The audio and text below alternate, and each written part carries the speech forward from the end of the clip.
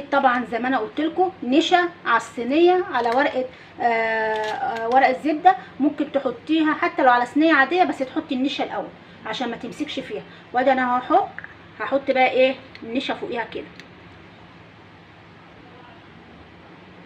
طبعا هسيبها تنشف شويه وبعد كده ارجع لكم. دلوقتي اهوت بعد ما قطعتها اهي زي ما انتم شايفين. بصوا بقى شكلها عامل ازاي اهي ملبنه. بصوا اهي شوفوا عامله ازاي. هسيبه لكم في الطبق واوريه لكم. دلوقتي اهو الملبل بعد ما سويته وحطيته في الطبق.